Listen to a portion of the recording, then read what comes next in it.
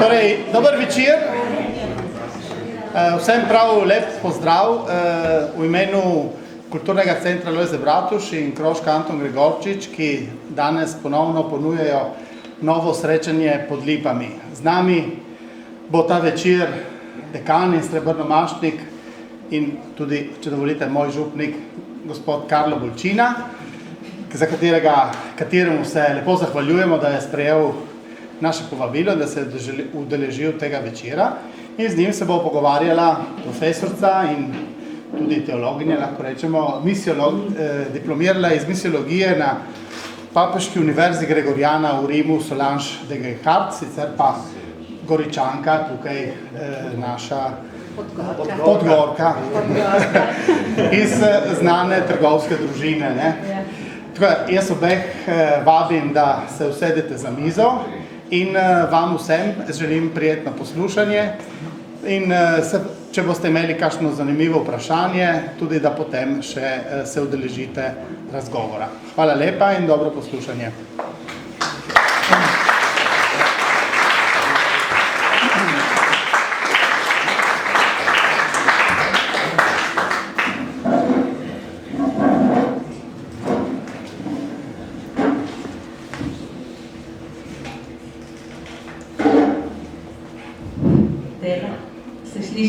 Dobro, prav. Tukaj je več treme kot na odru, tako da veste. In zelo sem hvaležna, da ste tu številni, da ste me povabili, da se lahko pogovarjam tukaj z našim novomašnikom, srebrnomašnikom. Sicer se poznava že z otroških let, zato nas ne čudi, če se kar tikava, tako. In upam, da bo pogovor stekel sproščeno. Vprašanja, ki sem jih pripravila, štartajo prav čisto iz osebnega zanimanja. Bom vprašala, kar bi jaz rada vedela, kar bi jaz rada poglobila. In ko bo pa meni zmanjkalo, prosim, da boste priskočili potem vi meni v pomoč, tako, ne, ob koncu mojih vprašanj. Začnemo? Torej sem razdelila vprašanja v 4 sklope, bi začela z osebnimi vprašanji. In sicer,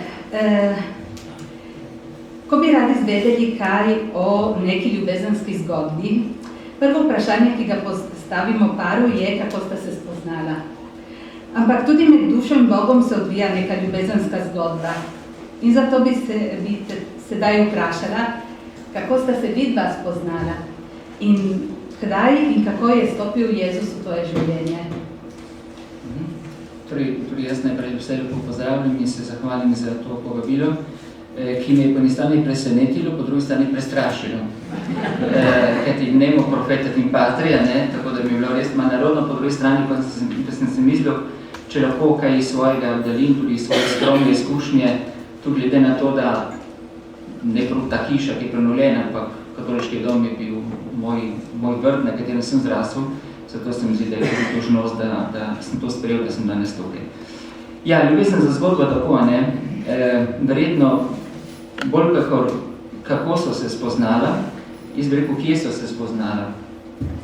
Spoznala so se najprej v moji rojstni družini, kjer je bilo vera, ni bila teorija, ampak je bila praksa, bilo življenje. In sicer ne samo zaradi rednega verskega doživljenja, to pomeni nedeljska maša, molitev doma, mi doma smo še vedno vsak dan molili, ne zaradi vzgoje, ne zaradi recimo besedišča, ki ste ga uporabili naši starši. Jaz iz ust naših staršev sem nikoli slišal kletve, nikoli slišal grde besede. Ste spomnili, da bi da slišal.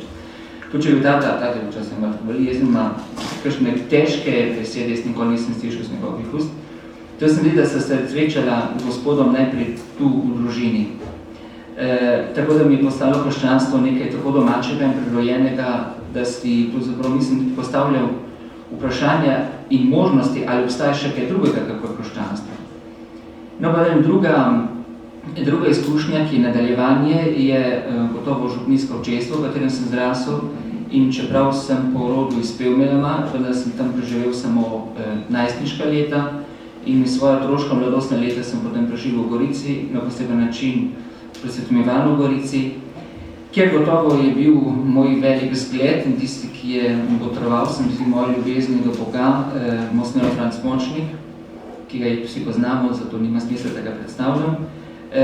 V njem sem res začutil najprej človeka, potem vzgojitelja in duhovnika, ki tega ni kazal, ampak je to živel.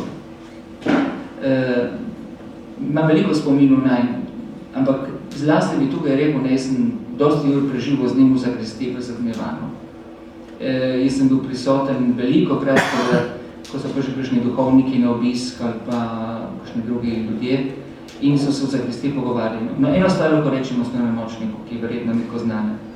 Monsignor Močnik, ko so včasih tako kakšne kaj kritizirali, kakšne dogodke ali pa tudi osebe in podobno, Monsignor Močnik je vedno branil in nikoli kritiziral. In če včasih kritika prehuda, je rekel, pustimo to. Ne?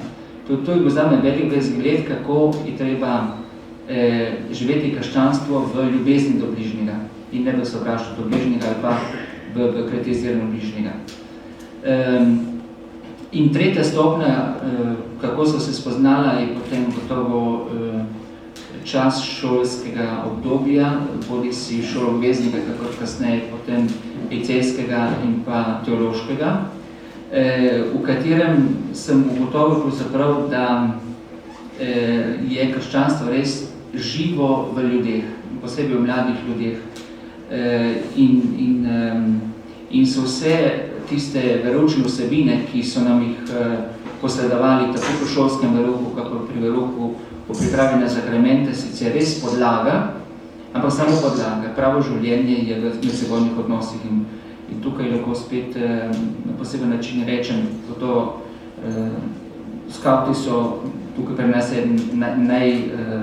največjih in najglobljih dogodkov mojega življenja, ki so mi dali gotovo tisto močno človeško in tudi naravno formacijo.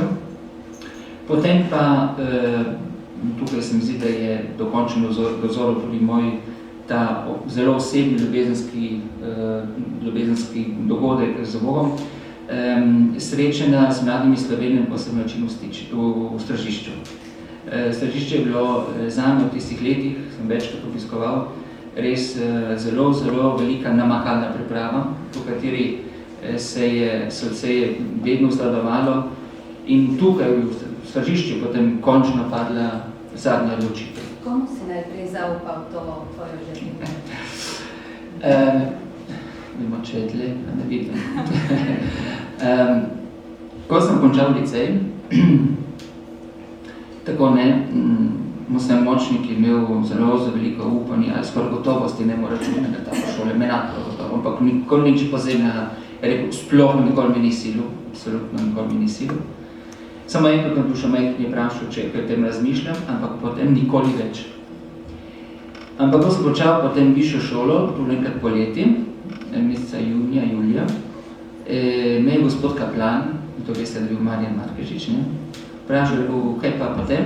Rekel, že kaj misliš, že kaj tako? Jaz rekel, sem malo mislil to, drugo, tretje, četrto. No, rekel, če kaj potrebuješ, veš, ki me dobiš. In tako sem jaz potem po tistem poletju, po tistem stražiškem tednu, v drugi tedni meseca julija, ko sem se potem končno odločil. In sicer končno sem se odločil potem, ko sem bil 1 uro pri spovedi, ki je bila res taka zelo, po moja življenjska spoved takrat zame. Po tistem, enkrat konc meseca julija 83, sem prišel večer k Marjanu večerjo, pri sestrah v Gorici, vzavljal se družine, tok, ja. Ti se rekel, Marjan, veš, ti sem enkrat mi je rekel, da če kaj potrebujem, ne se operonate in res rekel, meni se zdi tako in tako. No, rekel, dobro, rekel, prav, rekel, zaenkrat to še drži zase, se bomo še kaj pogovorili. Tako da Marjan bil prvi, no, ki je zvedel. Je bila kakšna deklica s kitkami, ki je potočila kakšno solzico? Deklica, ki je potočila solzico, ni bila s kitkami. še potila potožili, že oziroma to nasovzico, ne. No, ja, vam povem najprej tako eno anekdoto, ki me je presunila. Ko sem prišel v prvi letni bogoslovja, nas je špiritual, sedaj pokojni škof Metod Pirih, poklical na razgovor, vse bogoslovce, enega po enega, ne? In bilo tako, gospod Jože, bilo tako, ne? In veste, katero vprašanje, prvo vprašanje, ki mi ga dal potem, ko sem stopil v bogoslovje, mislim, tega bi bogoslovje, sem si mislil vse, če sem može, ne? Prvo vprašanje bi ja rekel, a si bil ti kdaj zaljubljen? Meni so padle roke, kako so ljubljen? Sem prišel v bogoslovje, nisem prišel. In potem v leti sem razumel, kaj hoče povedati, ja. Mislim, ta anekdota me je izučila, ja, po to pa je bilo, ne, sicer platonsko, ne, danes sem odrači, danes to, ki se vidite, se zdi, da sta že pečene, že prvi trenutek, to je bilo malo platonsko v naših časih je, tako da, ja, moraš po pravici, ne, tudi v tistem času, ko je bila ta platonska ljubezen, je vendar istočasno meni tudi ta duhovniška želja ljubila in istočasno sem se zavedal, ne, da oboje ni združljivo, vsaj v zahodni katoliški cerkvi ni še združljivo, ni še. Ja, in potem je pač tako prevladala ta druga, ne, da sem sprejel rajši širše družinsko življenje, kakor pa ožje družinsko življenje. Kaj sta pa mama in tata rekla v tem? To je moji starši mnogo izvedla spoznate, ne, ampak leta 2005, še kdaj je bilo, je papež Benedikt razglasil duhovniško leto, ne, da spomnite. In takrat sem si mislil, kako bi jaz praznoval duhovniško leto. No, sem praznoval tako, da sem na naše župnijsko glasilo, tisti, ki ste farani štandeža, se spomnite, sem skozi vse leto počasi po glavih opisal svoje življenje. In da sem tudi opisal, kako sta mama in tata reagirala in ljudje so potem, tako, ne. Tako je bilo, ne. Vi veste, kateri je tisti kraj, kjer se človek potoži, če kaj narobe, ne, to je kuhnja, vedno v vsaki hiši, ne, kuhnja, tisti kraj, ki vse sliši, kuhinjski zidovi, če bi govorili, maske povedali. No, tako sem tudi jaz en dan, tudi po kosilu, prišel do mame in sem naredil to, kar smo delali kot otroci. Podzavestno sem to naredil. Smo šli brisači, ki je visela blizu umivalnika in sem začel mame govoriti. To je tipično za nas otroke, če pa kaj včasih narobe, smo šli brisači, smo prili brisača, se ne skoraj zdelo, da je to v pomoč in smo potem mame rekli, No, in tisti dan sem jaz tako reagiral, nezanimivo. Jaz rekel, mama, veš, rekel, jaz sem razmislil, jaz ne bi šel na jezikovno fakulteto, kot potem tudi ta želja je bila, ampak bi šel drugam. Mama je pomivila posodo in nadaljevala s pomivanjem, sam je pogledala in je rekla, saj vem. No, in potem sem rekel, pač kaj je, kako ni. In takrat, v tistem trenutku, jaz ne vem, če je to bila Božja milost ali ne, smo dobili obiske in se je pogovor med nama dvema tam ustavil. In ko so obiski pozvonili pri vratih, sem samo rekel mami, se rekel, ne bomo tem ne govorili, ne, rekla, ne. V redu. No, potem popoldne, zelo proti večeru, me je Škiroči vprašala, si že rekel tatu? Ne, nisem še, rekla, boš mogel reči tatu. Dobro. Čez naslednji dan sem iz večer, tata še bil običajno po televiziji zvečer, je bil še poročila, podobno, pa je ostal, je rekel, grem spat, rekel, tata čakaj, se rekel, ti moram nekaj povedati. Ne vem, če je sum ali sum, ampak in rekel, sedi se, rekel, a bo to dolgo, se rekel, tata zna razmišljal, jaz se ne upišem na nobeno fakulteto, na Tržaško, pa vidim skoraj, zdaj pač se upišem, sem rekel na teološko fakulteto, ne, mu ni zdaj rekel, da ne zadovoljim. Teološko fakulteto, ja, ma kako tu misliš, pa ma se pojavite, pa to, Amerika ma, gdje še malo premisli, in bila je rekel to, ne, mi smo imeli, moj oče je imel bratranca, Janeza Polanca, ki je bil duhovnik, profesor verouka na Celovški gimnaziji Je rekel, naredil se kot Stricanko, ne? Stricanko je končal prvo fakulteto, in sicer to klasično filologijo, in potem se vpisal v bogoslovje. Tako da imaš vse kakšen papir v rokah. Zdaj, kot zdaj, mene papiri ne zanimajo, jaz čutim v srcu to in dobro gledam. In to je bilo, če se motim, dan torka ali srede. Zakaj je to skoraj bistvenega pomena?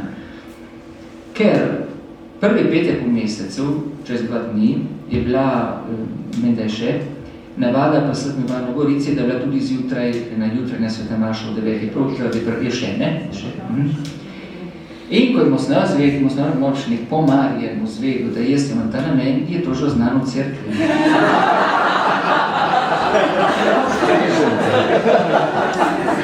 Dobro, znano v cerkvi in zdaj, zdaj ne bi rad govoril imen, ker ni lepo, čeprav so že pokojni vsi, ampak tam pri Maši bila tudi ena gospa, mi jo zelo dobro poznamo, da je že pokojna, se lahko rečem, Ljuka Šorlin. Ljuka Šorlin je to slišala, prišla domov in pač doma pri misli povedala, nekaj veste, da je gospod Mosnar Močnik, je rekel ta Karlo Lemenat in tako. Naslednji dan je bila sobota,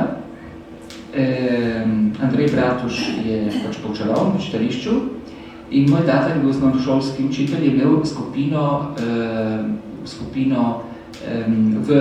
v osnovni šoli skupino dijakov profesorja Bratuža, ki so prišli na hospitalizacijo, tiste slavne hospitalizacije, ki so nekoč imeli učiteljišče. Rekel, Ivo, čestitam. Zakaj? Je to Hasina. Kaj je naredil? Ja, kako kaj je naredil? Vse je Lemenat. Jaz pač ne vem. Pride tata domov, ti, kaj tukaj govorijo? Se bo tata, si sem ti rekel. Ja, čakaj, mi smo reče zmenili, ti tam rekel, in zdaj zanimiva, nisem nikoli vzel za slavo, tudi vas prosim, da mu ne vzemete slavo. Naš tata nekaj dni ni govoril z mano. Ampak potem sem razumel, zakaj. Zaradi zaskrbljenosti, ne zato, ker je bil proti temu.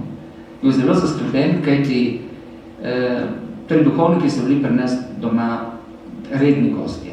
In naš tata tudi nekaj let bil prefekt v Lezavišču, duhovnik je dobro poznal, je poznal duhovniško življenje, je vedel, da duhovniško življenje je lepo, vendar tudi težko. In je rekel, kaj bo s tem fantom, ne? Potem je vedel tudi, da jaz po naravi sem precej živ, tako, kaj bo, in tako. In res, tako je bilo precej. Dobro nastopil tisti dan, mesta oktobra, ko sem res šel v hiše in takrat, ko sem šel iz hiše, rekel, to res, je rekel, si se dokončno odločil, skozi ja, tata, dokončno. No, me pozdravil in tako. Potem, ko sem se vračal iz Ljubljane domov, ni bilo kakor danes, ne, vračali smo se domov 3 na leto. Prvi sem prišel za slavni dan Republike, 29. novembra, ne, bilo nekaj dni fraj. In takrat je ta začel govoriti z mano in malo razmišljala in se je rekel, tata, povej, če ti misliš, da se da grem od hiše kot duhovnik, zapustim družino, boš videl, da bom verjetno jaz tisti edini, ki te bom do konca spremljal. No, in ko sem res do konca spremljal, ko je zadnje leta živel pri meni, ker to je to povedal, ne, rekel, v začetku nisem mislil, da boš ti tisti, ki me bo spremljal, potem je bil pa hvaležen za to, ne. Tako da, bila sta pa mama in tato oba, mama po svoje, oče po svoje, ampak vesela tega. No, ena stvar, ki sem jaz izvedel pred kratkim, ste tudi vi to prebrali v Novem glasu ob priložnosti Pomosvebe Maše. Jaz tega nisem vedel. Adela Podveršič napisala, ne ste videli, kako enkrat naši mami čestitala, naša mama neč rekla, samo jokala, ne. Ker verjetno, jaz tudi v solzah mamenih sem verjetno spoznal to, ne. Mama bila srečna do solz, istočasno tudi zaskrbljena do solz, ne, ker vsaka mama dobro skrbi. Morda je pa še tudi v sebi slutila, da moja Novonaša ne bo čakala. In tako da si mislila, ne gre, ampak ne bom spremljala v drugačni obliki. Tako da so razna čustva, ampak vsekakor torej nikoli, da bi bilo med nami, torej med moji starši, kakšni posebni kontrast. Nam lahko zaupaš kakšen spomin prav te tvoje prve, oziroma dneva, ko si bil posvečen duhovnika? Dan, ko sem bil posvečen duhovnika, ni bil tako moka, kako moja srebrna maša. Je bilo kar vroče tisti dan, naravno vroče, tudi osebno vroče. No, stvar lahko rečem, tako, zdaj ne, da bi delal nobene apologije, mi vemo, kako je bilo, ko je prišel na Škobo Marko Gorico, zdaj se tisti prvi časi, prvi dnevi, poznamo tiste nekove reakcije, se vsi spomnimo, takrat smo bili Slovenci res tako malo dvomu, kaj bo, ker tako je dal določene izjave, ki nam niso legli, niso bile objektivne, recimo, zdaj se do nas Slovence tukaj, tako. Ampak jaz moram povedati to, glede moje nove maše, oziroma mašenškega posvečenja. Prej posvečenja sem šel do Škobo Marka, seveda. In se je gospod Škob rekel, katerem jeziku naredimo? In je rekel, ti naredi spored in prnesni ga. Hvala, jaz sem mislil njemu dati tisti patata bolente, ko se je že podaljansko mi je vrnil. In sem dobil svoje in rekel, gremo z tega principa. Če sem Slovenci, ima pravico govoriti v svojem jeziku, če on Italijani ima pravico govoriti v svojem jeziku. In sem dobil pač v taki obliki, da je on meni vpraševal vprašanje v italijanščini in sem govoril v slovenščini. Tako sem jaz napisal. Dobesedno, kako sem mu predlagal, dobesedno sprejel. Sploh sem mi upiral, da bi bilo, koliko bo slovenskega. Ko sem rekel, da bo to slovenski zbor, da bo peli, še danes sem hvaležen zbor v Krasu, da bo je bil ene odlomke iz staroslovanske maše, sploh sem mi upiral in bil tega zelo vesel. Torej, in to je bila pa zaprav v zgodovini naše škofije prva taka dvojezična maša posvečenja v tej obliki. Ker recimo gospod Vojko Makuc je bil posvečen z dvema drugosošolcema, ki sta bila pa Italijani, zato je bilo malo slovensko, takrat med eno berilo neprašno. Tako moje posvečenje je bilo pa še veliko bolj dvojezično, kar je bilo zame res tako, jaz sem bil hvaležen takrat in po mojem mnenju je bilo res lepo. To imam lep spomin. Še veliko drugih je pa, tam je najbolj ostal spomin. Hvala. Sedaj, drugi sklop vprašanj pa ima tak naslov, Karlo in Cerkev. Tako, pogledamo sedaj. V zadnji tekmi za svetovno prvenstvo v nogometu, za koga si navijal? Za Benedikta 16. ali za Frančiška 1. Kako kot so navijali vsi to, ko sem videl? Torej, jaz sem med prvimi postavil na Facebook sliko obih papežev, ki se smejeta, češ, jaz bom zmagal, potikal svoje srce, ne? Meni tako prišlo, jaz rekel, da bo teknema dvema papežema, ne? Ko je pa tako veliko tega ovo, ne? Torej, moram biti iskren, ne? Jaz sem tako v svojem srcu držal z Argentino. Zdaj vam povem tudi, zakaj sem držal z Argentino. Ne zaradi športnih vzrokov, ampak zaradi družbenih vzrokov. Ker ugotavljam, da pravzaprav naša evropska celina, to ugotavljamo vsi, umira. Tudi na športnem področju. Nemčija, Italija, Nemčija stala finale, Italija, Španija, Anglija. Tu so bile nogometne ekipe, ki so enkrat bile vedno prve, vedno so prišli v finale, ali vsaj v finale, še v finale. In zdaj so prišli med prvimi domov. To pomeni, da nasplošno je evropska vrednota življenja na katerem koli področju v Evropi v krizi. Nasprotno se vedno bolj izbuja južna polobla in vzhodna polobla. In to mora biti nam evropejcem znamenje. Ne da bi sedaj zaničevali Bohvari, da bi zaničevali južno poloblo ali pa vzhodni del, češ, kaj nam zdaj kradejo. Ampak da bi se mi zavedli, da je potrebno tukaj nekaj narediti. In sem mislil, če bo tudi v športu prišlo do tega, upam, da pa začeli misliti, da tudi v športu je južna polobla premaguje naš del. Torej, izna leto, ko malo širše na to. To je bil edini vzrok, zakaj sem držal za Argentino. No, ne prekaribam pa Naprej imam svojo simpatijo do papeža Frančiška. Kako pa si doživel to odpoved papeža Benedikta 16. Je to bil šok malo za vse?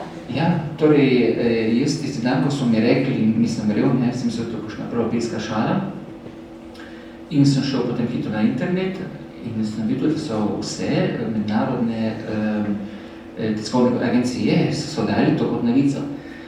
Ker toliko latinsko poznam, da sem takoj šel poslušati tisti papežov govor, ne, sem gotovo, da s papeževi huš pa šla ta stvar, ne. In veste, kaj sem prvo stvar pomislil? Ja, no, to smo klasiki, ne. Sem pomislil na Danteja. Kam bi ga Dante dal? Prvo stvar sem pomislil. Celestina, Bog je Celestin, vemo, kam je dal, ne. Kam bi dal, kam bi tega tam? Pomislite, kaj zmislil. Potem, ko šlo mimo ta stvar, sem si pomislil, ne. Tudi potem, glede tega pesnejših dogodkov, se rekel, ta je velik mož. Ta je velik mož, kaj? Prvič, z teološkega vidika, kot velik teolog, ki sem vam zdaj na največji teolog vsega časa, kot teolog je razumel, da Petrove barke ne vodi oseba, mislim, en človek. Ma Petrovo barko vodi en izvoljenec, nekdo, ki je izbran, ki ni rečeno, da je bil črn, star, mlad, karkoli, je izbran.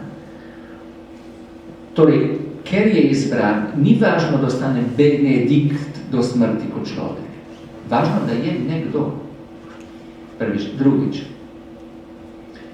Vsi so govorili o papežovi ponižnosti. Jaz sem odbili ta občutek, da je papež Benedikt želel ponižen in je pokazal na vse črti to ponižnost. Ne?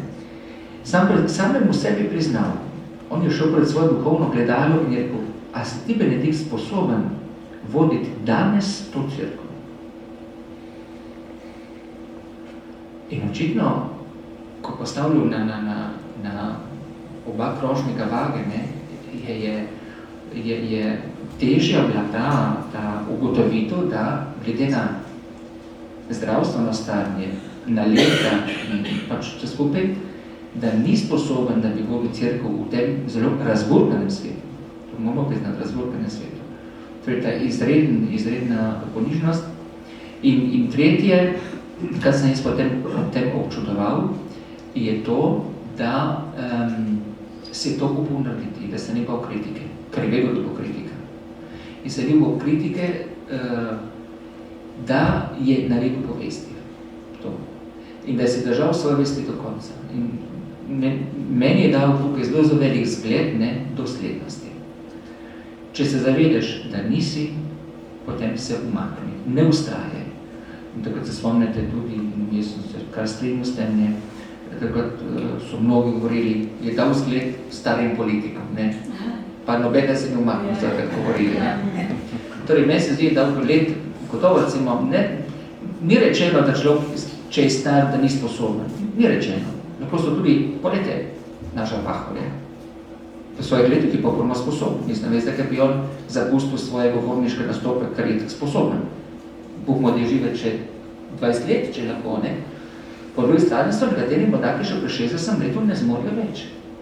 In zato, po mnenju, niso važna leta, ampak ugotoviš, da nisi več kos določenim dejavnostim in odgovornostim, potem se mi zdi, da je prav, da se umakneš in da pomagaš po svojem moči. Ker sem prepričan, da Benedikt 16 in papež Frančišek imata večkrat stik, čeprav mi tega ne vemo, in se drug drugega, in se posvetujeta in si drug drugemu pomagata. Krasni so tisti prizori, ko vidimo, da skupaj molita, ne? Tam izražata tako veliko in močno čustvo bratstva, da je zares vzgled vsem nam. In bratstvo in sestrinstvo je čustvo, ki ga vsak od nas mora v svojem življenju doživeti na kak način, ne? Ti si ga doživljal v družini, si ga potem, seveda, mislim, tudi med svojimi sobrati. Kakšne so razlike, kakšne so težave, kako danes doživljaš to bratstvo in sestrinstvo? Tudi v župniji, recimo, kako pride do izraza? Ja, torej, na dan svojega posvečenja, ko sem ležal po tleh, ne, in so pevci in vse ljudstvo molili, samo prepevali, da nisem se hodil, sem to razmišljal, ne. Zapuščam svojo družino, podobno kako zakonca zapuščata svojo družino. zakonca zapuščata svojo rojstno družino, da v medsebojni zvezi ustanovita novo družino. Z mašniškim posvečenjem duhovnik zapušča svojo družino in vstopi v zavezo duhovniške družbe. To je Vatikanski koncil na poseben način lepo označil v dokumentu Presbyterorum Ordinis in tudi v konstituciji Lumen Gentium. Ampak zdaj se v tej prvi, kjer pravi, da duhovništvo je občestvo, je družina, ni samo skupek raznih duhovnikov. Z mašnim posvečenjem mi postanemo člani duhovniškega zbora. Podobno, kako škofje škofovskih posvečenjem postanejo člani škofovskega zbora. Verjetno veste, da ko je škof posvečen, ni več član svojega duhovniškega zbora, ampak postane član škofovskega zbora. In duhovnik posvečen ni več član svoje družine, je član duhovniškega zbora. Duhovniški zbor je njegova družina. Gotovo to ne pomeni, da moramo zanikati svoje korenin, Bog ne daj, in da nam je sedaj, da smo pravični skrbeti za svoje starše, Bog ne daj, ampak naša družina je duhovniška družina. Zdaj, kako je v duhovniški družini naše bratstvo? Ja, kako v družini, ne? Včasih gre, včasih ne gre, včasih je sončno, včasih je senčno, včasih velikokrat sodelujemo, ker imamo iste cilje, včasih se tudi kaj na vrhu sprejemo, ampak vsak ima svoje poglede, ne? Zdaj, naše goriško duhovniško občestvo, po mojem mnenju, je še posebno, kako podobno tudi državsko, ne? Ker smo tudi kulturno različni, ne samo starostno, tudi kulturno različni. In tukaj moram reči po pravici, da v teh mojih 25 letih sem v našem duhovniškem zboru Goriškem videl eno razveseljivo rast v medsebojnem sprejemanju.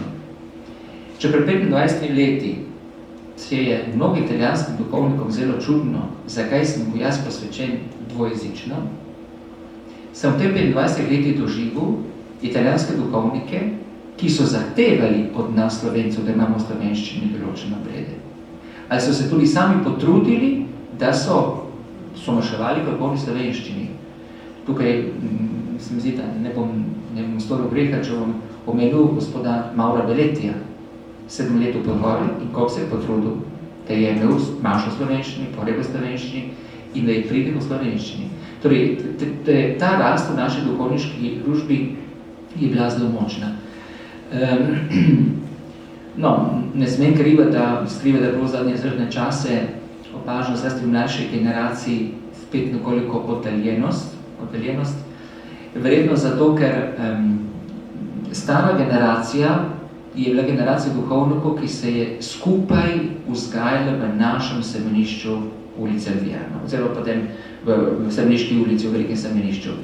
In so se med seboj poznali, spoštovali. Recimo, tisti letnik, ki je najbolj zanimiv po meni, da je znani letnik 1920, tisti so bili rojeni leta 1920, v katerega so spavali Monsignor Kokolin, Načkov, Stafuca, potem Don Valek na naši strani, na drugi strani pa gospod Marc, potem gospod Budkovič.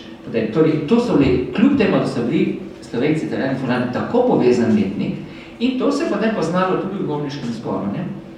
Danes naša generacija nima več stikov. In ker nima stikov, se ne poznam, čas je potem nastanje kakšne take, torej, niti primerjave s tem, to je bilo morda za časa fašizma, karkoli niti primerjave, ne smem reči. Ampak časih nerazumevanje potem pripelje do kakšnega. Jaz se končal, vse ni treba, da je tudi slovensko, vsi razumejo italijansko. Tako pri naši generaciji to malo opazim, ampak srednja generacija in starejša generacija pa res smo en duhovniški zbor in ta duhovniški zbor za svojo družino. Jaz bi rada vprašala tako nekaj malo bolj perečega, malo bolj težkega. Ne moram mimo tega, ker oba sva na Facebooku, vidiva, kaj ljudje pišejo, koliko stvari recimo pride povedanih tudi proti cerkvi, z razlogom, brez razloga, ampak nekaj pa tudi tako je tehtnega, ne?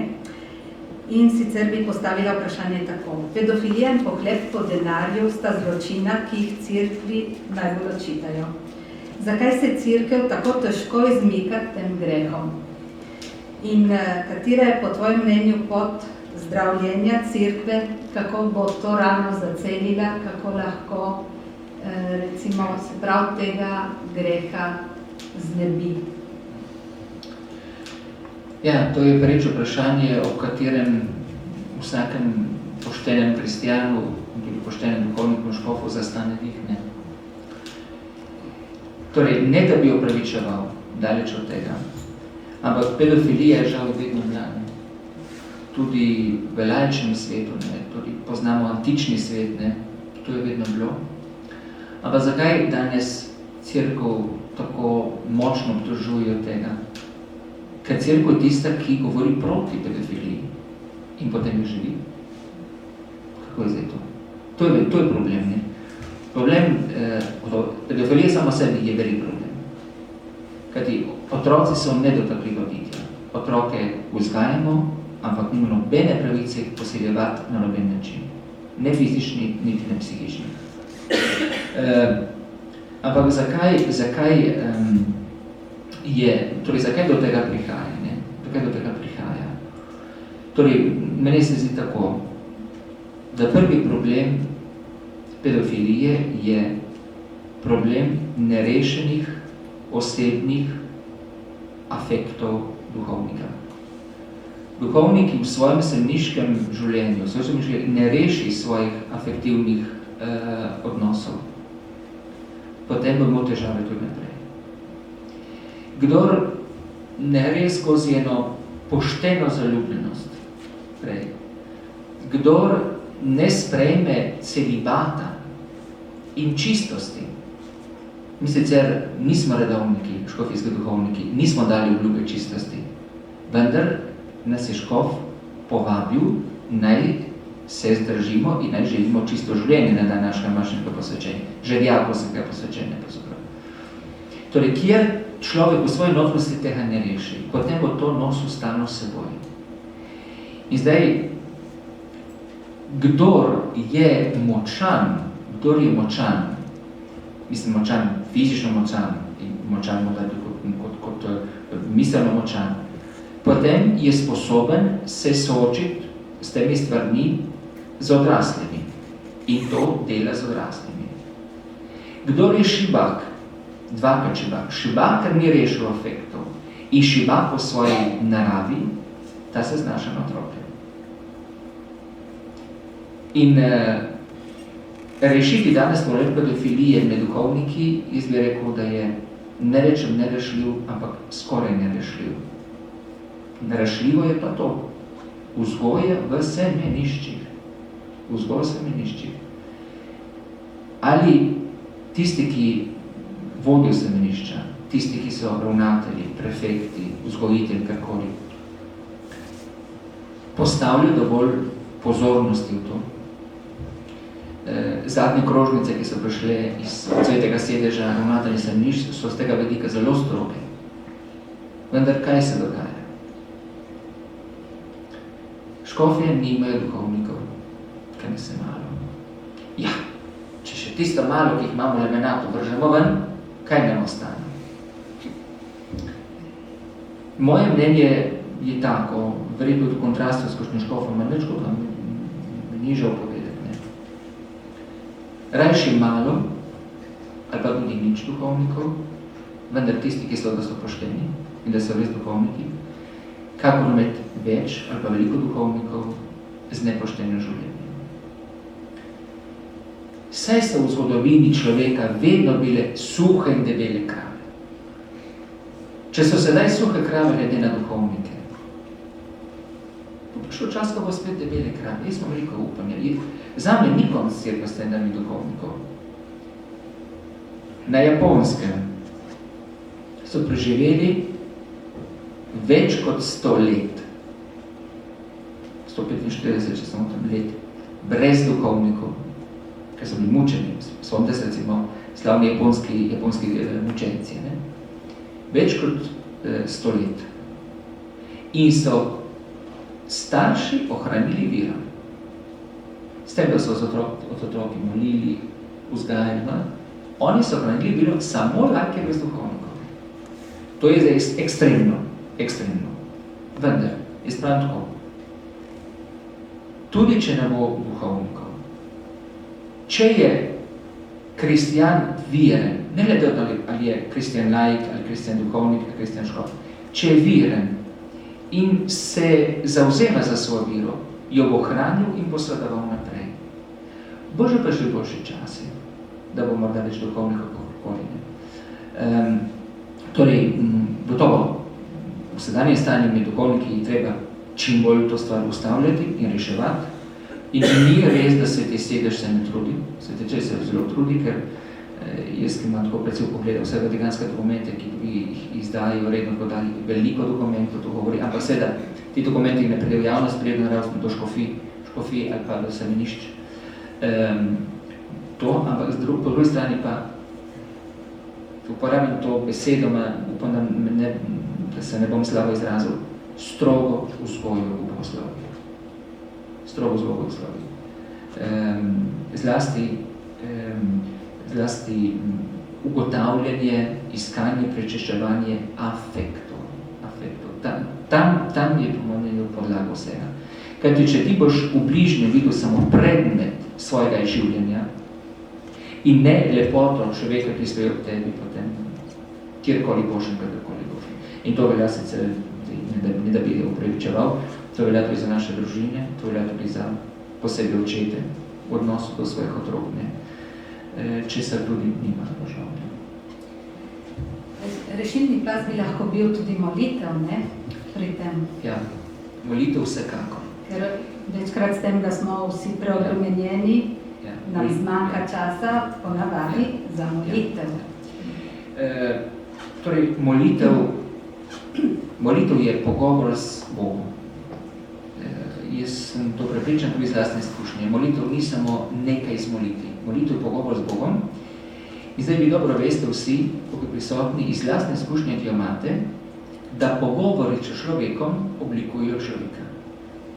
Več, ko se ti pogovarjaš z nekom, bolj ti tisti pomaga, da se oblikuješ in bolj da tudi ti oblikuješ. Pogled, recimo, mož in žena. Mož in žena se drugo oblikujeta. Ne vem, če ste opazili, jaz sem, kot duhovnik, jaz sem opažal stvar, da če mož in žena morata starejša, recimo po zlati poroki, po bistrani poroki, in sta se bila vse življenje zvesta, ste opazili, da so tudi fizično postaneta podobna? Ste opazili to stvar? Fizično postaneta podobna. Mislim, ne da bi, ampak fizično podobna. Kaj pomeni? Da celo narava se preoblikuje po drugem. Vsestransko. Toliko bolj to velja za duhovnika, ki se mora preoblikovati po Bogu. Po Bogu. Če ti moliš Bogu, potem te Bog oblikuje in ti se oblikuješ po njemu. Kadar zmanjka molitev, zmanjka oblikovanje po Bogu. In če zmanjka oblikovanje po Bogu, nastane oblikovanje po nasprotju Boga.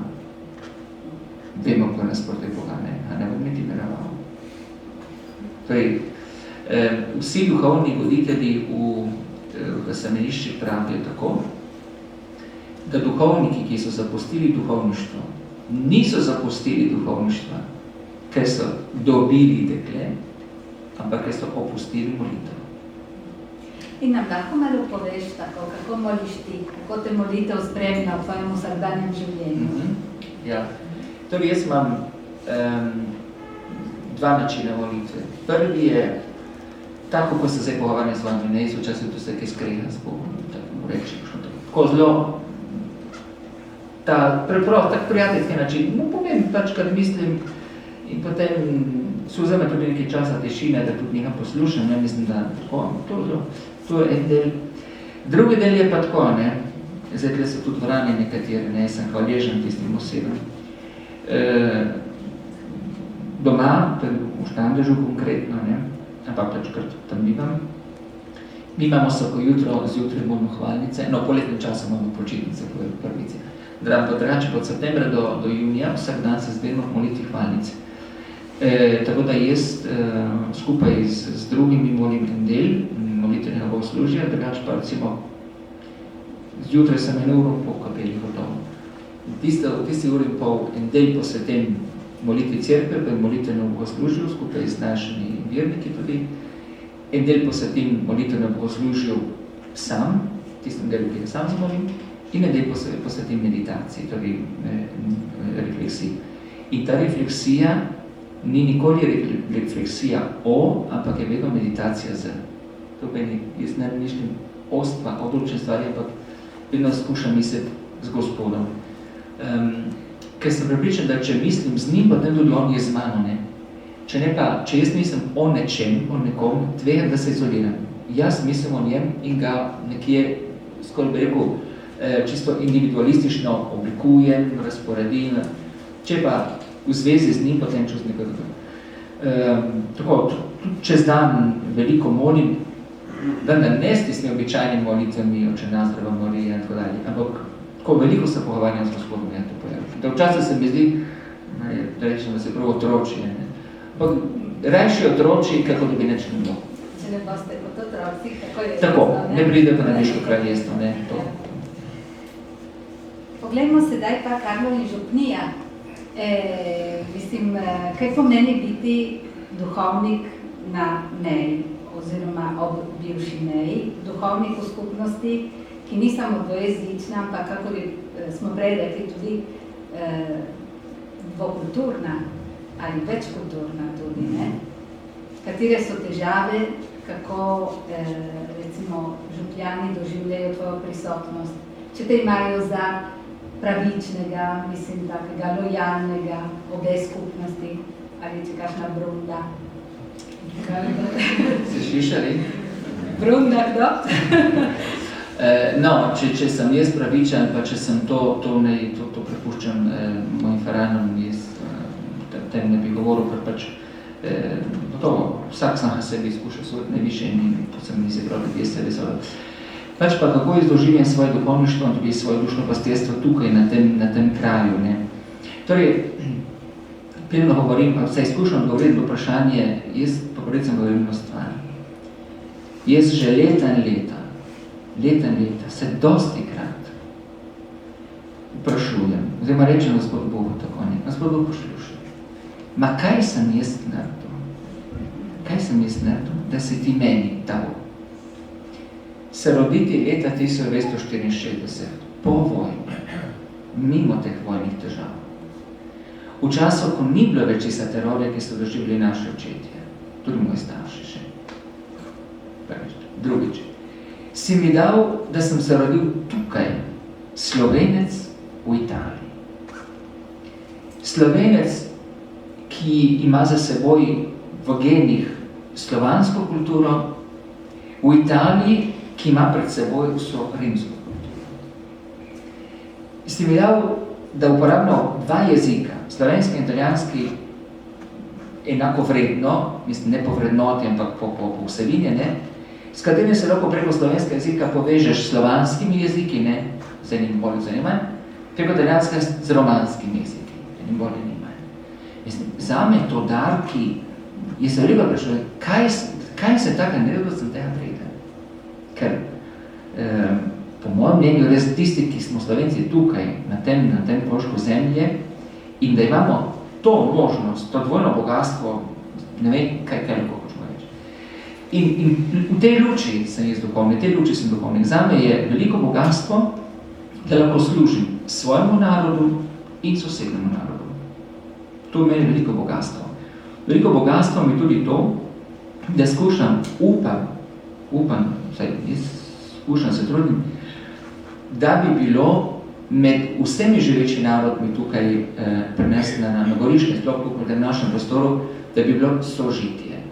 In sicer, da vsak praviloma se lahko izrazi in lahko živi v svoji osebnosti in tudi svoji identiteti, svoji stovetnosti. Recimo, moj princip je ta. Vsak ima pravico, da se izraža v svojem jeziku.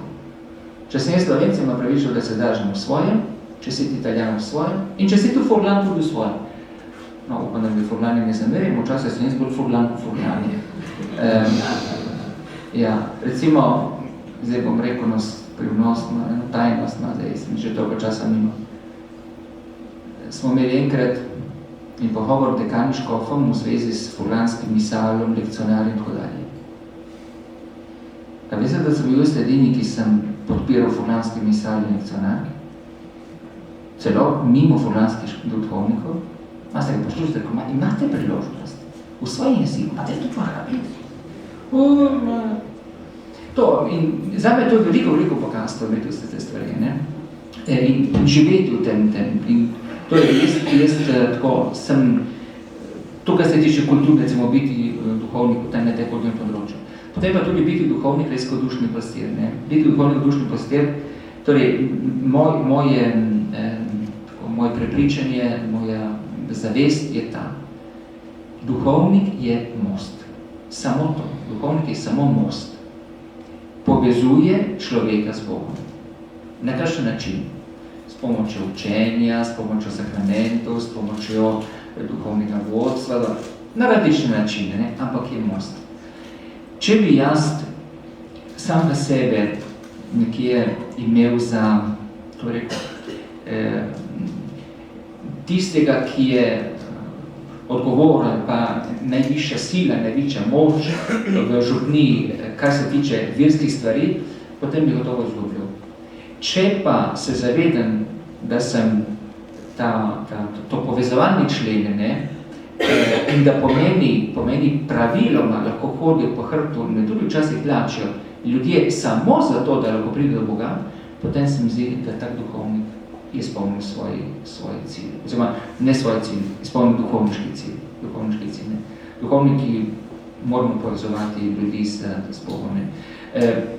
In tega velika samo kratko anekdoto, sem se pred kratkim pogovarjal z eno osebo, mi je malo potožila glede spovedi, ko včasih prišmo v spovedniku. Zdaj ne, da bi nočem nobenega opravljati, nobenega tudi ne, nobenega obsojati. Eno je, ko prije ljudi spovedi in jih sprejmeš, jih potolažiš, skušaš ugotoviti tako, kako bi se dalo spremeniti. Drugo je, da pri spovedi in te nahruli. Kaj je, da ni stran, da ne... Če nahruli spovedanca, jaz ne vem, če si most. Po moje se gre za preka. Se pravi, nočem obsojati nobenega, Bog ne daj, da bi kakšno. Ampak, misli, most ne govori, ti pridi, ti ne pridi. Most je odprt vsak. Veliko mladine se zbira prav Štangleškega župnišča, ne? In imaš tudi take neformalne stike z mladimi. Večkrat se pogovarjamo o mladih, govorimo o tem, kako recimo so napozgubljeni, brez vrednot, tega drugega. Kaj pa ti vidiš lepega še v njih? Ja, jaz vidim v mladih vse lepo. Ne prikrivam tudi določenih težav, ki ima danes mladina, ne prikrivam, ampak vidim v mladih vse lepo. In mladim dajem, z vsem tistim, s katerimi imam stik in ki so moji sodelavci, veliko zaupanja. Meni se zdi, da mladim moramo dati absolutno zaupanje.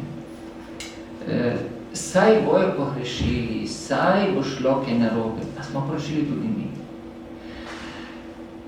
Smo v kulturnem centru Lojze Bratuš. Na vaši levi, na moji desni je tudi en doprsti spomenik monsinjorju Kazimierju Humorju. Zame monsinjor Humor je še vedno vzor vzgojitelja. In vzgojitelja mladih. Bomo vedeli zakaj. Tukaj sedi Mariš Pokorasti. Katoliški dom je imel odličnega skrbnika gospoda Cirila Korčiča, ki se vsi zvoniki vse spominjamo, jaz tudi, in z velikim spoštovanjem. In dovolite mi oklepaju, bi bilo lepo, če se tudi njega spominje na tak način, kako ostali, kajti katoliškemu domu je dobili svoj veliko. Sta bilo tako, smo cili rekel, veš, ta mladi vse razbijete, se uničite, ne? On je bil pravitelj in moral ti delati tako. Pa je veš, gospod Humor, zdaj pa še pa neč vodne. Ljubom že popravljali, važno, da se zbirajo. In to je moj princip. Sej, če včasih kaj naredi narobe, če ne bo, važno, da se zbirajo. Važno, da se počuti v naših župnijskih domovih doma. Meni je lepo, kadar slišim, da mladi rečejo, vprašam, kaj veste, gremo v dom. Ta beseda, dom. Nehote dom je dom, si doma. Torej, veliko zaupanja do mladih, to vsekakor razumem mladih. In potem, če smem reči na eno stvar, tu izlasti v naših cerkvenih, tako v cerkvenih krogih, jaz veliko krat trdim, časov tudi rečem, ne, kot me rečem, sem kritikom, nekaj kritiziram. Ja, reče duhovniki, ja, kaj bomo naredili za mlade? Čakajte, zdaj, kaj naredili za mlade? Mladi ne delajo za mlade, ne bomo mi delili za mlade, stari čuki. Ne, mladi delajo za mlade. Mi starejši, mi hočemo pogoje. Ne vem, recimo, kdo od mladih ne bomo zahtevali, da se bojo zgradili svoje prostore, tako dalje, ker pač nimijo svoje dohodnine. Ne? Starejši, ki imamo svoje dogodke in postregli, recimo, strukturami. In bomo stali v strani, v stvari, ker pač sami ne bojo. Ma znači, mladi dostajajo mlade. Sami si bojo pomagati. Tisti, ki imajo danes 20-30 let. Včasih nam se zdi, da so še otroci. To je res gotovo, da danes se je ta srednja, oziroma mladostni nivo znižal, ne, kad smo rekli, mladost konča pred 20, celo na univerzi bilo 26 letu, potem je konec, 26 leti, pa zdaj odrasel, ali si končal, ne končal univerze. Danes se je dobila, ne, tudi javna uprava ima mladega človeka do 35 leta, ne, če smo do 35 let. Tako da, to je res, ne. Ampak kljub temu, jaz sem zato, da mladi ne vzgajajo mlade. Mi stojimo ob strani, svetujemo, pomagamo. Če nas rabijo, vejo, da smo to. In jaz upam, da z našimi mladi, tudi kjerkoli jih imam, izkušam, da jim to vlivam, ne, zaupanje. Ampak zaupanje vlivam pa zato, ker smo bi sam doživljal zaupanje, ne. Recimo, moj župnik, staromočnik, ne, se spomnim, on je meni veliko zaupal, ne, tako da sem se samo sebi čudil, da nekaterim odraslim je rekel, ne tikat, meni je tisto ne tikat zaupal, ne. Zakaj mi zaupal, ne vem, ampak s tem, da mi zaupal, sem rastel ob tem, ne, sem rastel ob tem in sem čutil odgovornost. Mladi čutijo odgovornost, še vedno. Vendar sem potem zaključen ta primer. Leto smo imeli v Žabnice približno 80 otrok, v 4 tedni. Med 8 otroki je bilo 9 animatorjev, poleg odrastih kot okolje. 9 animatorjev pomeni leta 15, 16, 17. 15, 16, 17. Potrebimo, so še otroci. In danes smo bili prv zadnji teden, smo bili zvorni strekom. No, se rekel, kakšno želimo, da gospod, mi bi radi šli v župnišče na nogometno igrišče. Vreme bilo primerno, so rekel, pejte. Sam se rekel, paste. In ta majhni otroci so že hoteli iti. In ti animatorji, kam reste? Ne, z nami, mi smo odgovorni za vas, je rekel. Mi smo odgovorni za vas. Še 15 let imam ulico. Torej pomeni, da če ti zaupaš odgovornost, oni jo razumejo. Tako, jaz bi rekel, v odnosu do mladi, če mladi so, potem so zato, ker čutijo, da jih imaš rad, in čutijo, da jim zaupaš, in čutijo, da jim ne bremeniš njihovih napak. Jih opominjaš, opozarjaš, ne se zdi, da je prav, ampak jih ne obremenjuješ. Rada bi nekaj vprašala v zvezi z manj mladimi, ne? V naši slovenski skupnosti imamo veliko takih odraslih, neporočenih,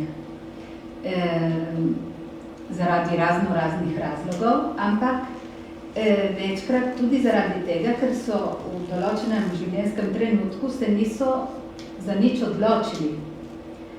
Ne za poroko, ne za posvečeno življenje, ne za samsko življenje, so pač pustili, da življenje gre naprej svojo pot. Ne misliš, da bi potrebovali tudi recimo eno pastoralno vodstvo ali tudi ravno poklicno pastoralno tako pomoč tudi tile odrasli? Da bi se lahko tudi v odraslem obdobju lahko odločili za poroko ali za redovništvo ali vem, duhovništvo ali pa za eno samsko življenje, ampak posvečeno. Misliš, da bi odprli poročno agencijo? Ja. Ne, malo za kaj se da Ja, torej, je res to, vendar izbreko tako, glede neporočenih. Tisti neporočeni, recimo starejši, ki imajo danes morda 60, 70, 80 let, če so svoje življenje usmerili v dobro družbe, v kateri živijo, ne v skupnosti, v kateri živijo, ne bo to kulturna, verska, politična, kakoli, po moje so izpolnili svojo nalogo, ali pa jo izpolnjujo. Hudo bi lahko, bi se taki zavrli popolno sami vas in se izolirali, to potem res tako življenje, res mislim, da je.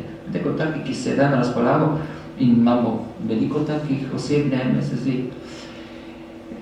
Ne, večji problem, in to je tudi moja osebna skrb, je ta samski, ki imajo danes 30, 40, 50 let in so samski, ker se bojijo, to je moj problem. Se bojijo poroke, se bojijo družinskega življenja, se bojijo, ker pravijo, vse so vsi ločijo, vse so vsi. Jaz imam veliko tako časti, kakšne, ne. To je moj večji problem, ta strah, ne. Kako jim pomaga, da bi pomagali ta strah? Ta naša generacija, ne, to so naši sinovi, pa so to skoro že, ne, je bila vzgojena drugače, kot mi, tako bolj v pomažu, ne, vzgojena. In ni vajna morda tudi kakšnih težav, premaga težavne, ne. A po drugi strani izkušajem povedati, polejte, ko ima težava spada v življenje. Celo, tle večine sem vatka, ste prisotni, ste poročeni. Ne dvigne roke tisti med vami, ki poročen, ki v življenju, v zakonsko življenju, ni imel težav. Zmeraj pride kažna stvar. A ne, pride. In kaj ste naredili? Tako se skočili rešiti. In danes se spiktumila ta mladim, ne, ki imate strah pred polete, rekel, vse težave vemo, da bojo. Z medsebojno pomočjo, tako z umirjenostjo, vse se da vse rešiti. Če med vama dveva se mu dali rešiti, vse smo na razpolago duhovniki, danes imamo tu razne zakonske posvetovalnice, mislim, vse so možnosti. Imate prijatelje, ki imajo izkušnjo zakona. To me brez skrbi, ne, ta strah, ki imate nas mladi, strah pred poroko, strah pred... Gotovo, jaz ne rečem, danes socialna država ne vzbuja veliko želje po družini, kajti vsak človek, ne samo vsak človek, danes stane, da je še pa še ne. Včeraj smo bila eseja družba Štanržur in so govorili in včeraj smo bil potrditev tudi na Facebooku. Mi plačujemo 53% našega dohodka za davke. To tudi razumete te mlade, ne, tak, kam bomo šli pod nam, da potem bomo, ne, tudi razumem, ampak v drugi strani sem zdaj treba pomagati, da bi ta strah premagali to, ne. No, gledajte pa te pastorale. Tisti, ki ste malo starejši, se gotovo še spomnite, da po starem so bile ob nedelju popoldne stanovske nedelje. Se še spomnite verjetno, ne? Ena nedelja za poročene ženske, ena je bila za poročene moške, ena je bila za samske ženske, ena je bila za samske moške. In je popoldne bilo treba v molitvi in potem bi v rouk, tako po stanovih, ne? Tista oblika danes verjetno ne preveč upoštev. Končno imamo zakonsko pastoralo, družinsko pastoralo, mladinsko pastoralo, pastoralo za alkoholne poklice. Se lahko kakšno obliko, to je pastorale, imamo pastoralo za vdove tudi, ne, kakšno obliko pastorale, morda, kakšno obliko, ne vem, to zdaj me malo presenetila s tem, ne vem, seveda, zakaj ne, končno osebe, ki so naporočene, se mi zdi, da imajo tudi na svoje zelo med seboj podobne verjetno izkušnje, morda tudi težave, skrbi, ker sem prepričan, da živeti v družini ni lahko, tudi živeti sam verjetno ni lahko, ne, zlasti potem, ko človek prije v leta, se začne misliti, kaj bo, ne, kako bo, tako da, ja, po mojem mnenju pogovor odprt v tem zvezi. Rada bi zaključila tako malo velikonočno, ne, in sicer, kakšen odnos imaš ti s smrtjo, kako jo doživljaš in kako pa si predstavljaš posmrtno življenje? začnem s tem zadnji, ki je nekoliko lažje. Kako ste predstavljali posebno življenje? Torej, jaz tukaj moram povedati eno stvar. Torej, jaz sem v življenju, tudi v duhovniškem življenju, veliko zgledov. Ne glede na to, da je vse sestra Lojza, glede šolski sestre, ampak moram reči na stvar, pokojna sestra Jedrt. Jaz sem s pokojno sestro Jedrt imel zelo dobro odnose, tudi osebno odnose. Sestra Jedrt mi dala veliko na svetu. Kot dobra, modra žena, veliko na svetu. In ona mi je na poseben način približala nebesa. In zdaj bo povedali kako, zdaj je pokojna, torej ne bom užalil, če bom to rekel. Recimo, kadar je kakšna sestra umrla, je pa rekla, ti je prišluši, kako je mogla biti nebesi. Tam je prišla prvo sestra Rafaela, pa zdaj je prišla sestra Beatrija. Bi predstavljala, ona se zavisla nebesi kot veselje tisti, ki sprejme nova člana. In veselje člana, ki prije tako veselje družbo. No, in jaz ne rečem, da nisem dalec, sem zelo blizu tega, to ne. In morda sicer ta pogled je nekoliko skoraj otroški ali pa celo otroči, antropomorski recimo, morda ne. Ampak se mi zdi, to veliko veselje. No, in zdaj grem na tisto prvo vprašanje, smrt. Smrt, jaz po pravici povem, jaz smrti se ne bojim, na smrt sem pripravljen. V smislu, da zame smrt je res en prehod v to lepoto, to srečo, to veselje. In tudi, recimo, kadar vodim pohrebe, jaz vedno skušam pohreb tako usmeriti velikonočno. Mene včasih tako boli, ne povem, zdaj sem pač pogovorom, povem. Skušam imeti pohreb to urazumljivi tudi žalosti, o tem ne diskutiramo. Vendar skušam usmeriti v večnost, v veselju, v veliko noč, v stajenje, upanje. In tudi med našo vedno tako ljudje sprejmejo na ta način, da čutiš, da ni tiste grozne obtežitve, žalosti, solz. Potem priš na to kopališče in je kakšen hovor. Pa se vse obrne na glavo. Nikoli več te ne bo. In jama te bo zasula. In smo pač spoštovanje. Si mislim, tako, jaz imam ne se zdi, če Kristus je vstal od mrtvih, ni vstal zase, je vstal za nas. To pomeni, da če praznujemo velikonost in veseljem, je tudi ta naš prihod veliko veselje. To ne pomeni, da pričakujem smrt v mladih letih, ne svoje nadbližnih, ne mislim, da tega, ne, kadarkoli bo nastopila. Tako da v življenju in smrti smo tvoji, pravi molitev, in me se zdi, da tudi ta prehod, ki pravimo smrt, da ne smrt je samo prehod.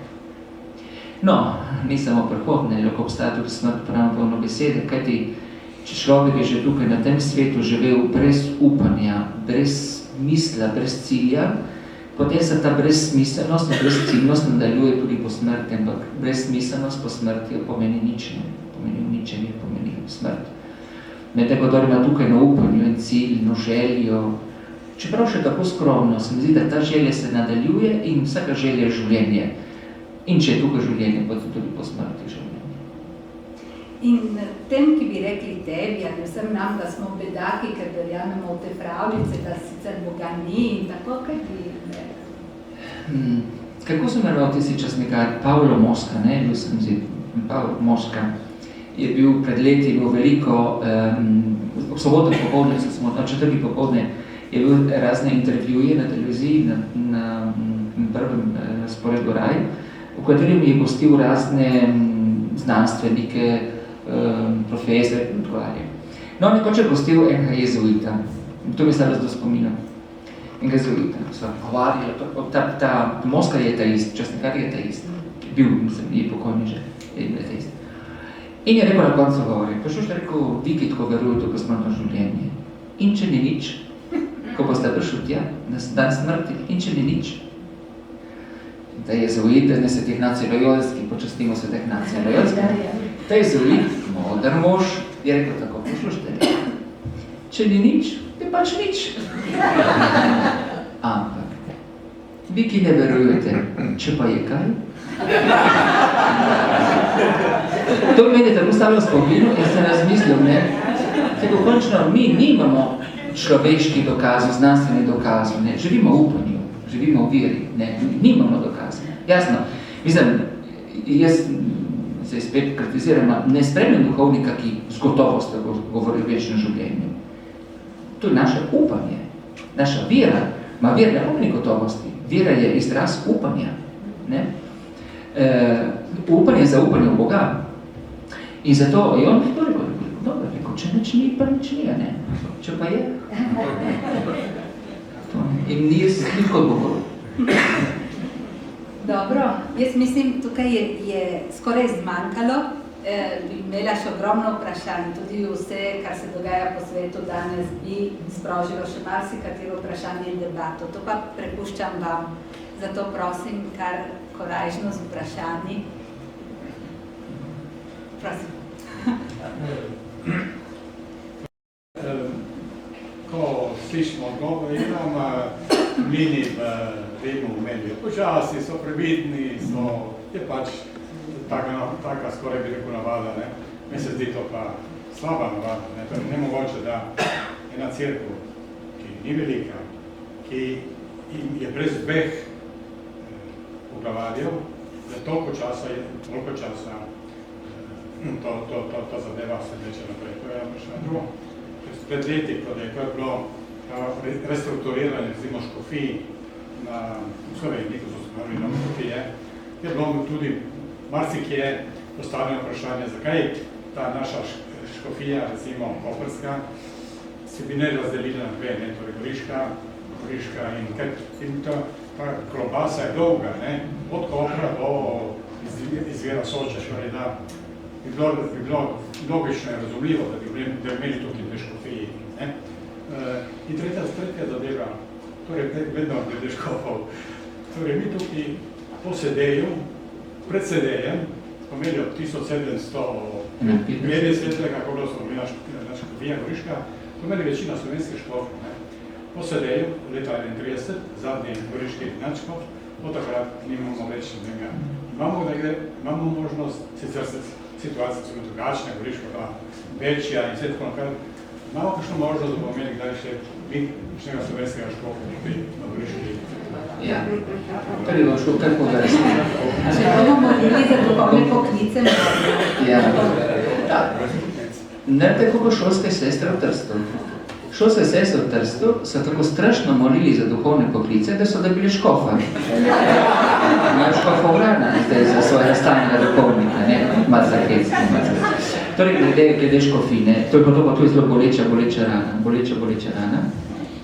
Ampak tukaj je veliko stvari, ne bi rad bil sedaj tukaj ekleziastičen ali pa vatikanist, ne bi rad bil tega, ampak tako razmišljamo na glas. Kaj se je zgodilo v Sloveniji, posebej v mariborski škofiji, je prvi primer v zgodovini cerkve v take obliki. Torej, zelo huda stvar. In zato je prišlo do vsetek zamenjav. Oziroma zamenjav, ne še zamenjav. Zato je prišlo do, recimo, od poklica. Uporabljam ta izraz, kajti Kongregacija za škofe je prosila vse tiste škofe, ki so stopili, ne odstopijo prav zato, ker se je pač to zgodilo. Zdaj, zakaj tako čakanje? Tako čakanje zato, ker vzemimo Maribor, kjer je morda bolj razumljivo. Kongregacija za škofe in tudi Kongregacija za duhovnike, ki je pristojna za materialne zadeve vsake škofije, želi razčistiti, kaj bo novi škof imel. Ko ga postavi za škofa Mariborskega, ne mu rečejo, ti bo škof Mariboru. Mariborska škofija ima, škofija je šotor na Slovenčkovem trgu in ena rulotka je po zastolnico, da vsaj ve, kaj ima. Danes škofija Mariborska ne ve, kaj ima. In mislim, bi bilo res nesramno do škofa, ki bi prevzel to odgovornost, da bi rekel, ja, in kaj, česaršna je škof? To glede Maribora. Le do Ljubljane pa tako, ne.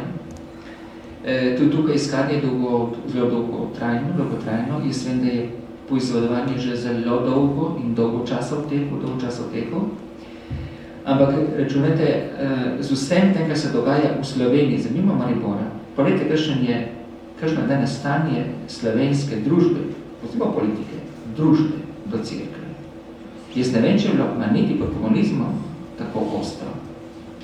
Niti takrat sem zdi. In zato nujno potrebuje ljubljanska škofija, ki je po tradiciji kap od Slovenije, po tradiciji. Zdaj sta dve nadškofiji, sta obe enakovredni, Ljubljana Marka sta enakovredna, cerkveno-pravno. Ampak Ljubljana je nujno potreben nekdo, ki bo diplomat, nekdo, ki bo dobrodušni pastir, nekdo, ki bo znal delati politiko. To pomeni, ne se ukvarjati s politiko, ne se udivjati politiki, ampak istočasno objektivno govoriti o politiki. Ker tudi to je potrebno. Treba ne sme zanikati svoje vloge, ki ima odnosno do družbene politike. Mi kot hristijani smo državljani. In zato bomo mnenju tako dobro. Ker vem, da torej, po mojem nobena skrivnoč povem, da je šlo že precej imen v Rimu. Ampak tehtajo, prav zato, da bi bilo izluši čim boljše. Ne? In zato je čas, samo zaradi tega. Ta čas ni kazenski, ta čas je prav zato, da bi dobili čim boljše, ne? Čim bolj prva stvar. Glede Nove Gorice in Kopra pa tako. Takrat so bili tudi zlasti strani laikov, tega severnega dela škofije je veliko prošen, če jo podpisati, tako so zbirali, ne? Magistr Podveršič mi pa zna popraviti, kot zgodovine bo v tem veliko več vedel. Sam tako, je 99,9 nemogoče, da bo Sveti sedež ustanovil 2 škofijska sedeža v razdalji 200 metrov. Med našo škofijo in Goriško konkatedralo, koliko je zračno? Je 300 metrov, ne vem, če je 300 metrov. Ne bo. Če bi kvečemo morda škofije bila bi pa, ajbušna, še. Ampak malo verjetno, ker pravzaprav ajbušno bi pa potem nima takega zaledja, kako Nova Gorica. Prvič to. Drugič, ni 100% realna možnost. Vendar, če bi ustanovili v Novi Gorici škofijo in Gorico škofijo, čez nekaj let pride kakšen tak na kongregacijo, ki ima reče, kaj pa so 2 škofiji? Se postavila samo ena in bi združili obe škofiji v eno. Kaj ti, glede na Evropo, glede na manjšo teritorijalno samostojnost kako nekoč, in še vedno samostojna Republika Slovenije, ampak bi se lahko to zgodilo in bi o tem izgubili še več kot prej. Tretji pa to, ne? In to je bil glavno govor zlasti škofom duhovnikov. Tisti, ki spada tako po škofijo, to veste. Od Krasa proti severu je škofija še kar živahna, dejavna in tako. Od Krasa proti jugu, mislim, bi ne imel poklicev, mislim, bilo težko, tudi ekonomsko bi težko izkajal. Tako da bi bil to vedno res nemajhno problem, če bi šel detaljiv. Jaz osebno bi bil vesel tega, da bi bila, ampak če potem pomisliš vse te stvari, če vredno veš, da bi bolj pametno, da ostane pred tem, kako je. Glede slovenskega škofa, ja, vendar se moramo zavedati, da zdaj bom rekel nekaj, kar bi ne bi rad, ma mi Goričani, govorim zdaj Goričani, tisti, ki sem stoletnico prve svetovne vojne drugače doživljamo kako drugi. Nam je prva svetovna vojna pobrala marsikaj.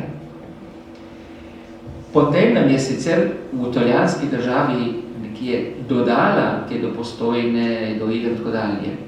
Ampak po drugi svetovni vojni je goriška škofija popolnoma zgubila svoje zaledje, zgubila 2/3 slovenskih duhovnikov.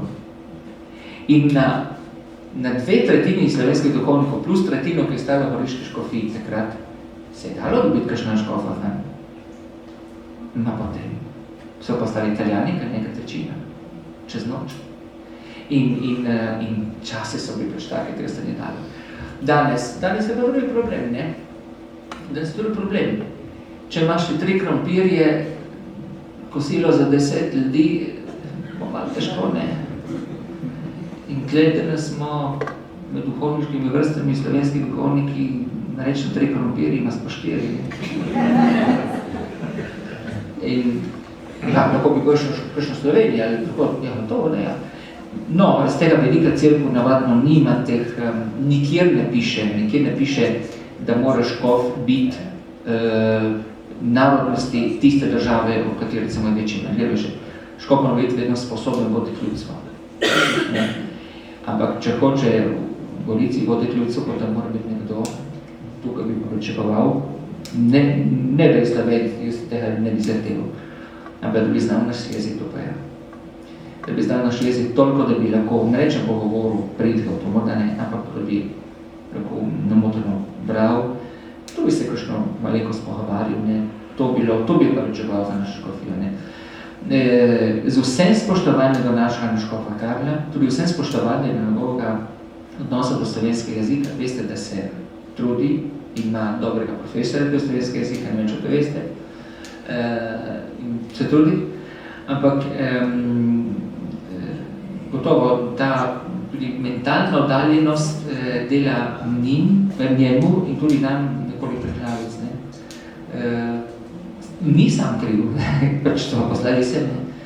Tako da bi imeli v prihodnosti sedaj slovenskega škofa, v Goriški škofiji, zahvalko bohača bomo imeli škofa, veste, ker se celo to govori, da bi se Goriška in Tržaška škofija združile v eno, ne, in sicer zato, ker ni duhovnikov. Tako da, zahvalko bohača bomo hranili škofijo.